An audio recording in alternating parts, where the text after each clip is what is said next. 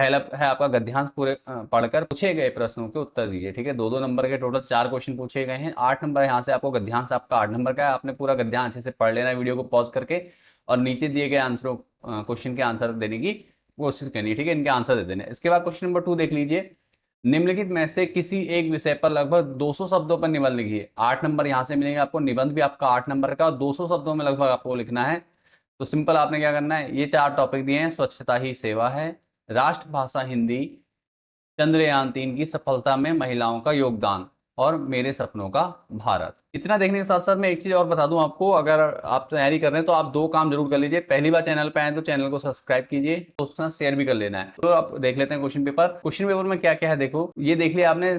200 शब्दों में निबंध लिखना है। 4 टॉपिक है, स्वच्छता ही सेवा है, राष्ट्रभाषा हिंदी, चंद्रयान 3 की सफलता में महिलाओं का योगदान, मेरे सपनों का भारत। तो इनमें से कम 2 अभी से आप तैयार कर लीजिए। 2 आपके तैयार हो जाएंगे तो आपका कम से कम, ठीक है, 1 से 2 तैयार कर लीजिए, जो आपको सही लगे, जिसमें आप कंफर्टेबल हो, वो आपने क्या ना लिख लेना है इसमें। उसके अगला क्वेश्चन है क्वेश्चन नंबर 3 देख लीजिए। क्वेश्चन नंबर 3 है, निम्नलिखित प्रश्नों के उत्तर दीजिए। क्या है, 1 2 3 4 5 प्रश्न है, टोटल 5 मार्क्स का क्वेश्चन है। तो नीचे क्वेश्चन दिया है, आपने क्वेश्चन पढ़ लें। किन्हीं 2 हिंदी दैनिक समाचार पत्रों के नाम लिखने हैं। ठीक है, हिंदी दैनिक समाचार पत्र कौन कौन से, उनके नाम लिखने हैं। श्रव्य दृश्य समाचार माध्यम क्या है, श्रव्य दृश्य, ठीक है, समाचार माध्यम क्या है, समाचार पत्र, रेडियो या टेलीविजन। श्रव्य दृश्य मतलब सुनाई भी देता, दिखाई भी देता, जिसमें चित्र भी दिखाई देता, तो ऐसा तो टेलीविजन है, तो इसका आंसर ये हो जाएगा। ठीक है, इस प्रकार से जनसंचार का सबसे नया माध्यम है। ठीक है, जनसंचार का सबसे नया माध्यम क्या है, इस समय आपको पता, आप मोबाइल यूज करते हैं तो आपको पता होगा क्या है, इंटरनेट।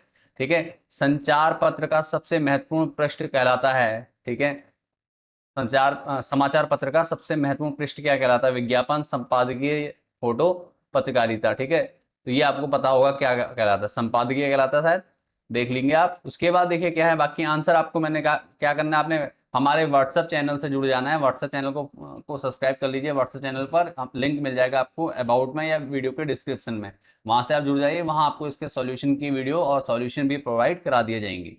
ठीक है, घटना स्थल से सीधे प्रसारण को क्या कहते हैं, तो घटना स्थल से सीधे प्रसारण को क्या कहते हैं, लाइव टेलीकास्ट कहा जाता है। ठीक है, इस प्रकार से आपने आंसर कर लेना है। अपने समाचार पत्र को अपने प्रधानाचार्य को अपना मासिक शुल्क कम करने हेतु प्रार्थना पत्र लिखे। एक एप्लीकेशन लिखनी है आपने, जो कि 5 नंबर की आएगी।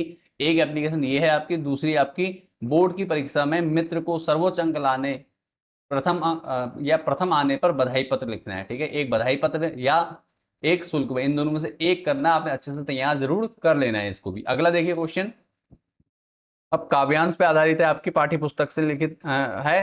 तो क्या है, निम्नलिखित में से क्वेश्चन नंबर 5 देखिए, निम्नलिखित में से किसी एक काव्यांश को पढ़कर पूरे पूछे गए प्रश्नों के उत्तर दीजिए।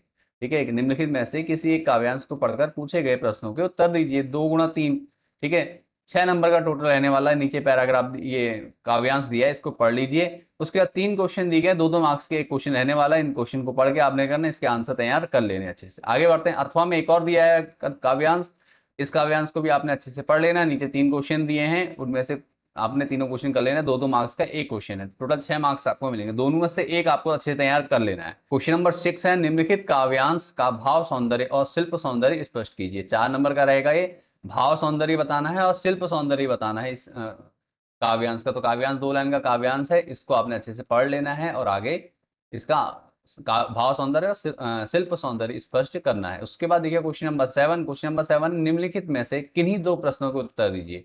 निम्नलिखित में से क्या करना है, किन्हीं 2 प्रश्नों के उत्तर दीजिए।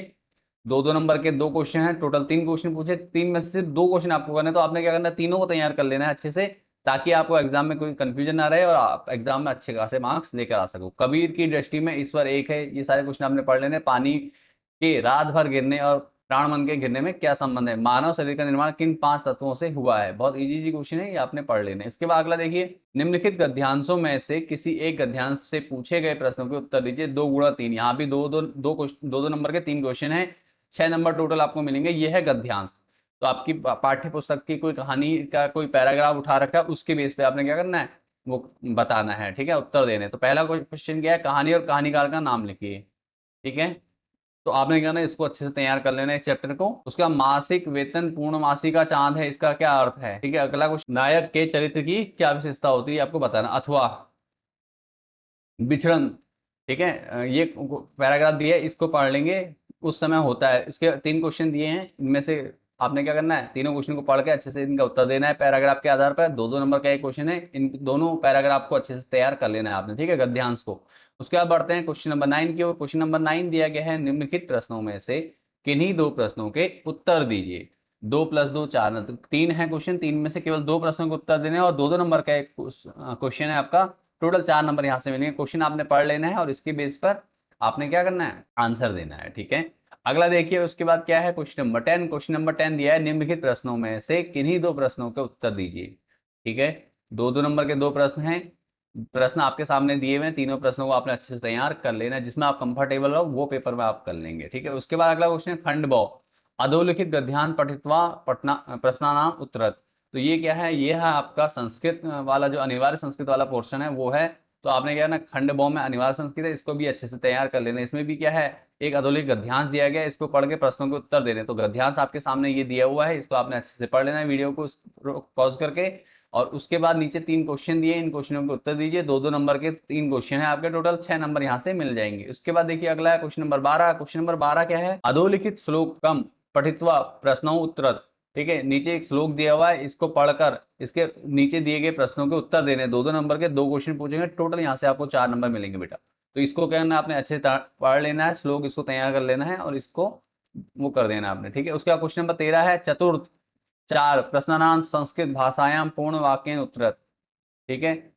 4 प्रश्न पढ़ के संस्कृत भाषा का पूर्ण उत्तर देने हैं, ठीक है, संस्कृत में उत्तर देने हैं आपको। 2 नंबर के 4 क्वेश्चन है, टोटल 8 नंबर यहाँ से मिल जाएंगे। क्वेश्चन नंबर 14 देखिए, निम्नलिखित शब्दों में से किन्हीं 2 शब्दों का संस्कृत में वाक्य प्रयोग कीजिए, ठीक है। कुछ शब्द दिए गए हैं आपको, ठीक है, कुछ शब्द दिए गए हैं और उसमें क्या करना है, आपको वाक्य प्रयोग करना है, ठीक है। वाक्य प्रयोग बनाना है। तो कितने 2 का करना है, एक एक नंबर आपको दोनों शब्दों से मिल जाएंगे, 2-2 सेंटेंस बनाने से मिल जाएंगे, वाक्य बनाने से। तो आपका क्या 1 नंबर का एक वाक्य रहने वाला है।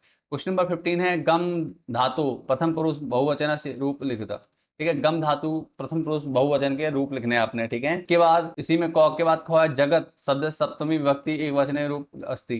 तो जगत शब्द की जो सप्तमी विभक्ति का एक वचन रूप है वो लिखना है आपको, ठीक है। क्या होगा, छांटना है यहाँ से। इसके बाद गौ है, रामश्चलित पदे संधि विच्छेद करे, रामश्चलित पदे संधि विच्छेद करना है, ठीक है। इसका रामश्चलित का ये दिया हुआ, इसको आपने कर लेना। उसके बाद घ देखिए, क्वेश्चन नंबर घ है आपका, कह धन अपि इति विग्रह संधि करो। ये विग्रह दिया हुआ है, इसका संधि करना है, ठीक है। पहले वाले में गौ में करना है संधि विच्छेद, दूसरे वाले में विग्रह का संधि करना है, तो जोड़ के बताना है, ठीक है। इसके बाद प्रश्न नंबर 16 है, जो कि अंतिम प्रश्न क्वेश्चन पेपर का, अपनी पाठ्य पुस्तक संस्कृत प्रबोधिनी से कोई एक श्लोक लिखिए और उसका हिंदी अनुवाद भी कीजिए, जो कि इस प्रश्न पत्र में ना आया हो, ठीक है। तो आपने क्या करना है, अपनी पाठ्य पुस्तक से 1 या 2 कम से कम क्या करने हैं, श्लोक अच्छे से याद कर लेने हैं जो पाठ्य पुस्तक में आया, और उसका उसका श्लोक और उसका हिंदी में अनुवाद दोनों आपने अच्छे से तैयार कर लेना। और वीडियो को लाइक कर दो, दोस्तों के साथ शेयर कर दो।